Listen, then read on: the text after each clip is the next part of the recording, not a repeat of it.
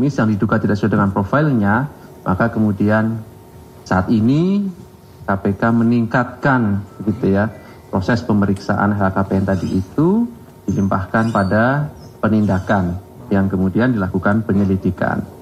Nah, malam hari ini kami akan umumkan termasuk konstruksi perkara itu secara utuh dan jelas, bagaimana kemudian kami sampaikan kepada teman-teman informasi mengenai perkara dimaksud. Hadir malam hari ini Pak Direktur Penyidikan, Pak Asep, yang akan menyampaikan poin tersebut secara utuh dan lengkap, dan setelahnya kami persilahkan teman-teman bertanya terkait dengan perkara ini maupun penanganan perkara yang lain, tapi kita fokuskan dulu pertanyaan-pertanyaan dari teman-teman terkait dengan perkara yang akan disampaikan oleh Pak Asep dimaksud. Nanti setelahnya boleh silahkan kami buka seluas-luasnya. Teman-teman, kita habiskan pertanyaan dari teman-teman pada malam hari ini karena besok Mas Chandra libur ya Mas. Baik, kami silakan Pak Asep untuk menyampaikan perkembangan dari penanganan perkara dugaan korupsi di Direktorat Jenderal Bea dan Cukai tersebut. Baik, terima kasih Mas Ali. Bismillahirrahmanirrahim. Assalamualaikum warahmatullahi wabarakatuh. Selamat malam dan salam sejahtera bagi kita sekalian.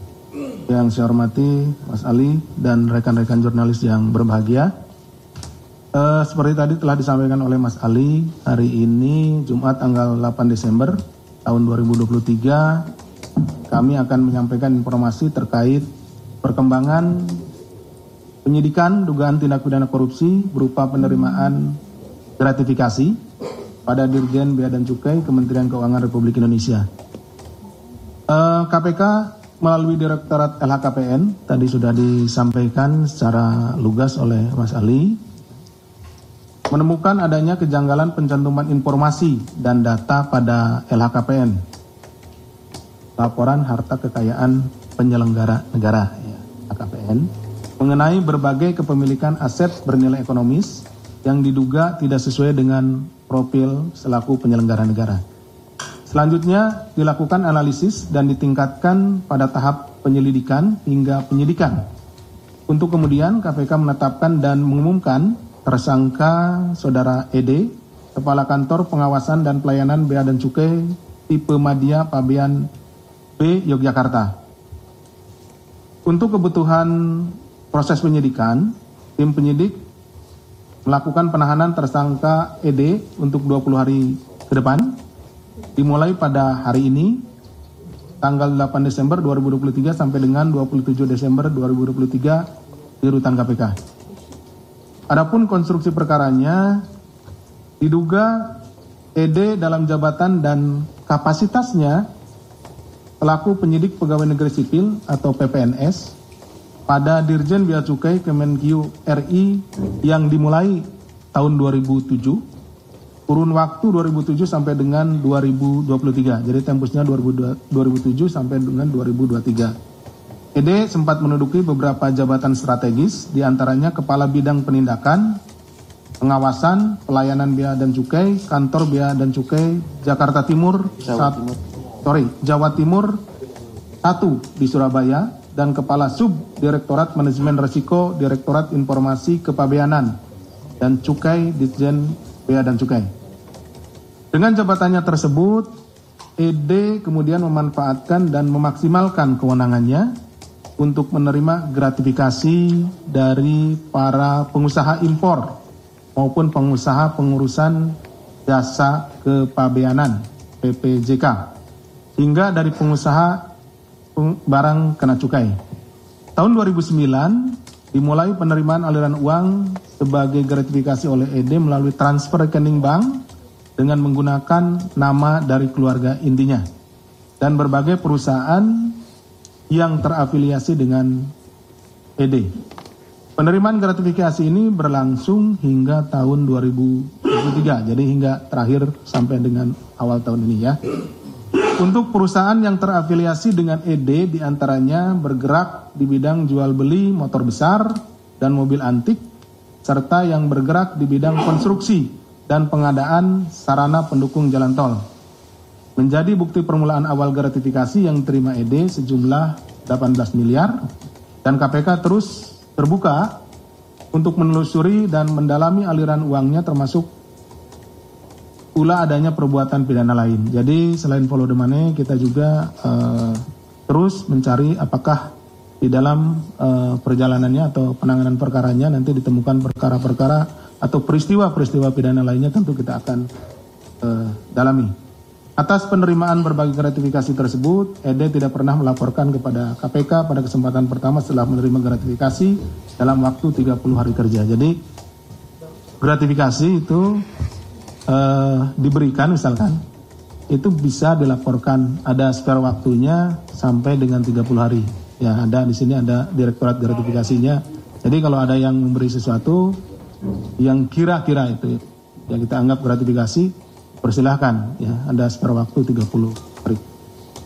Kemudian saudara Ede disangkakan melanggar pasal 12 huruf B besar Undang-Undang Republik Indonesia Nomor 31 Tahun 99 tentang pemberantasan tindak pidana korupsi, bagaimana telah diubah dengan Undang-Undang Republik Indonesia Nomor 20 Tahun 2001 tentang perubahan atas Undang-Undang Nomor 31 Tahun 99 tentang pemberantasan tindak pidana. Demikian yang bisa kami sampaikan. Terima kasih. Wassalamualaikum warahmatullahi wabarakatuh. Saya kembalikan kepada Mas Ali. Waalaikumsalam warahmatullahi wabarakatuh. Terima kasih Pak Asep yang sudah mengumumkan dan juga melakukan penahanan terhadap satu tersangka ED dan ditahan sampai nanti 27 Desember 2023. Tentu ini penahanan pertama, dapat diperpanjang nanti sesuai dengan kebutuhan proses penyidikan, yang mana diduga tersangka ED ini menerima dugaan penerimaan gratifikasi sekitar 18 miliar rupiah, dan ini akan terus KPK kembangkan lebih lanjut. Silakan, 3 orang penanya. Oke, di depan 1, 2 Mbak Tasa, Sandra, oke Mas Pana semuanya. Silakan. Dari Mbak Tasya dulu, ya. Selamat malam, perkenalkan saya Tasya dari Void.id. Izin Pak, mau bertanya. Ini kan ada pemberian gratifikasi. Nah, sebelumnya ada sumber yang menyebut kalau dari gratifikasi itu ada pembelian mobil mewah 2 biji yang mereknya Mercy sama BMW. Dan itu disebutnya dibayarnya dicicil pakai uang gratifikasi dari rekeningnya Pak Eko. Nah, ini udah ketahuan belum sih sama KPK? Terus yang kedua, ini kan kasus di Bea Cukai ini udah 2 kali ya, kalau nggak salah, kalau saya nggak salah, dan di daerah semua gitu. KPK nggak mau masuk ke mana namanya, ke Bea Cukai Pusat gitu, karena ini kan nggak mungkin cuma di daerah doang yang main, di daerah aja mainnya bisa kayak gini, apalagi di pusat gitu. Ada nggak sih arahnya ke sana gitu? Itu aja sih Pak sementara. Terima kasih. Baik, makasih Mas. Bawahnya Mas Sandra. Saya Fana dari dari Investor Fresh. Mas mau tanya, ini kenapa nggak dikenakan langsung TPPU ya? Oke. Terus apa saja yang sudah disita? Iya. Terus ini kan Bea Cukai kan tidak mungkin Eko Darmanto sendiri di Surabaya. Pasti ada anak buahnya atau atasannya yang juga ikut ini. Apakah akan didalami? Terus apakah hanya perusahaan ini saja yang memberikan gratifikasi, dan setiap kali barang misalkan satu Harley itu dihargai berapa sih sama dia untuk bisa masuk ke Indonesia satunya atau yang lainnya gitu? Terima kasih. Oke, baik, terima kasih. Bawahnya Mas Sandra. Ini kan kasusnya gratifikasi ya Mas. Nah, masalahnya ini kan ada pemberian manfaat dan penerimaan manfaat dari apa yang sudah dikasih. Nah, pertanyaan saya adalah kenapa KPK tidak menerapkan itu ke arah suap? Karena kan ada manfaat yang sudah diberikan. Terus ini kan kasus LHKPN ya, dan ada 2 lagi kasus yang berkaitan dengan LHKPN tapi masih di tahap penyelidikan. Itu Wali Kota Pangkal Pinang dan Bupati Bolaang Mongondo. Apakah KPK tidak mau 2 kepala daerah ini mencalonkan lagi dalam pilkada pemilu 2024 nanti?